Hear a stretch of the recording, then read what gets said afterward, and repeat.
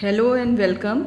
In this presentation, we'll explore the clinical anatomy of the nasal cavity, including its walls, epithelial lining, conchae, meatuses, and the important openings into each meatus. We'll also cover the physiology that makes the nose much more than just a breathing passage. Let's get started. By the end of this session, you will be able to identify the four walls of the nasal cavity, describe the epithelial lining and its functions, differentiate between conchae and meatuses, list the openings that drain into each meatus, and explain the physiological roles of the nasal cavity, including air conditioning, filtration, olfaction, and mucociliary clearance. Let's start with a broad overview. The nasal cavity extends from the nostrils, also called the anterior nares, all the way back to the conchae, the posterior nasal openings into the nasopharynx. It is divided into right and left cavities by the nasal septum. Each cavity has four walls: a roof, a floor, a medial wall, which is the septum, and a lateral wall, which is the most complex and clinically important. Take a moment to look at this sagittal diagram. You can see the conchae projecting from the lateral wall and the meatuses beneath them.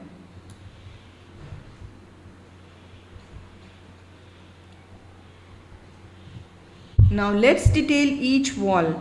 The roof is formed by the cribriform plate of ethmoid bone anteriorly, along with the frontal and sphenoid bones. A fracture here can lead to CSF rhinorrhea, cerebrospinal fluid leaking from the nose, which is a medical emergency. The floor is the hard palate made of the palatine process of the maxilla and the horizontal plate of the palatine bone. The medial wall is the nasal septum, composed of the vomer, the perpendicular plate of the ethmoid, and the septal cartilage.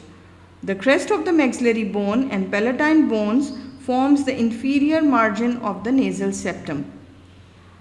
The lateral wall is the most complex, formed by the maxilla, ethmoid labyrinth, inferior concha, and palatine bone. This is where most of our clinically relevant anatomy lives.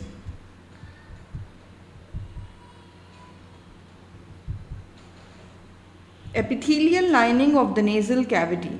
The nasal cavity has three distinct epithelial zones, each with a specific function. First, the anterior third, called the vestibule, is lined by stratified squamous epithelium with vibrissae, those coarse hairs you see inside your nose. These filter out large airborne particles like dust and pollen. Second, the posterior two-thirds is the respiratory region, lined by pseudo-stratified ciliated columnar epithelium with goblet cells.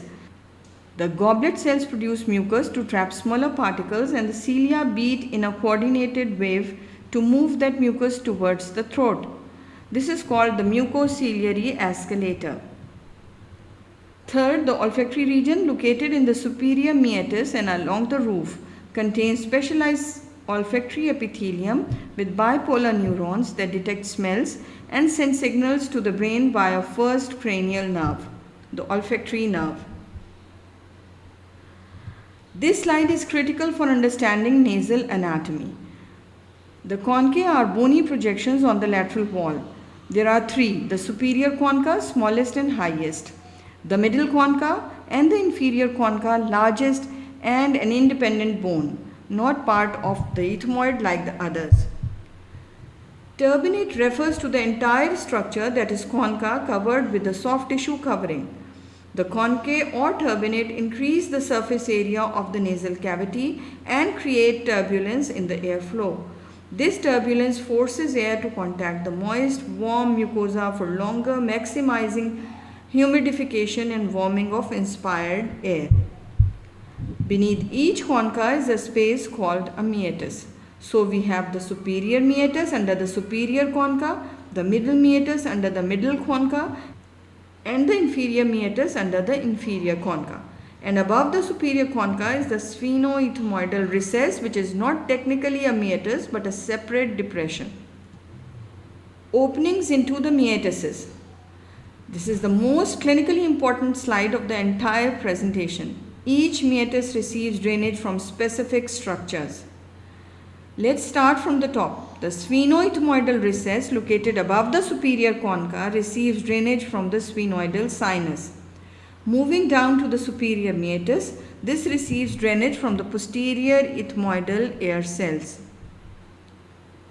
The middle meatus is the most complex and clinically significant. It receives drainage from three major structures: the frontal sinus via the frontonasal duct, the maxillary sinus through its ostium, and note that the maxillary sinus ostium is located high on the medial wall of the sinus.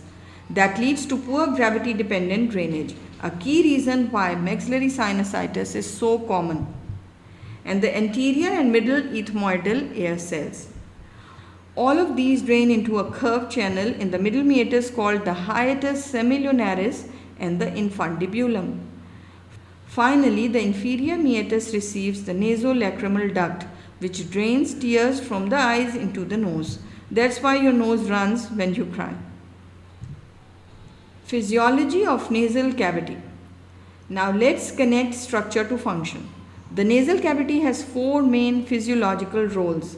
First, air conditioning. The rich vascular plexus in the mucosa warms inspired air to near body temperature, and mucous glands humidify it to nearly 100% relative humidity before it reaches the lungs. Second, filtration. Vibrissae trap particles larger than 5 micrometers. Smaller particles stick to the mucus layer. Third, olfaction. The olfactory epithelium detects odors and sends signals via first cranial nerve to the olfactory bulb and then to the brain for processing. Fourth, mucociliary clearance. The ciliated epithelium beats in a coordinated fashion, about 10 to 20 beats per second, moving the mucus layer toward the nasopharynx, where it is swallowed. The entire mucus layer is replaced every 10 to 20 minutes. Let's apply this anatomy to clinical conditions you will encounter in practice. Epistaxis, nosebleeds, most commonly arise from Little's area or Kiesselbach's plexus on the anterior nasal septum, where several arteries anastomose. Nasal polyps typically arise from the middle meatus and can obstruct sinus drainage, leading to chronic sinusitis. Sinusitis occurs when the sinus ostia become blocked. Remember that maxillary sinus ostium's high location, leading to mucus accumulation and infection. Hypertrophic turbinates and large inferior turbinate cause nasal obstruction and are often seen in allergic rhinitis. CSF rhinorrhea, as mentioned earlier, suggests a cribriform plate fracture, often after head trauma. And anosmia, loss of smell, can result from damage to the olfactory epithelium, commonly seen after viral infections like COVID-19 or following head trauma that shears the olfactory nerve fibers. Here's a quick summary in table form. The roof contains the cribriform plate. The floor is the heart palate. The epithelium is respiratory ciliated type in most areas, while olfactory epithelium in the superior region. The conchae are superior, middle and inferior. Each meatus has specific drainage. The superior meatus drains posterior ethmoidal cells. The middle meatus drains frontal, maxillary and anterior ethmoidal sinuses. And the inferior meatus drains the nasolacrimal duct. And the physiology includes warming, humidifying, filtering, smelling and clearing mucus. Now is the time for self-assessment. Let's test your knowledge with these quick questions. Question number 1. Which meatus drains the maxillary sinus? What type of epithelium lines the respiratory region? Name the 3 conchae. Where does the nasolacrimal duct open?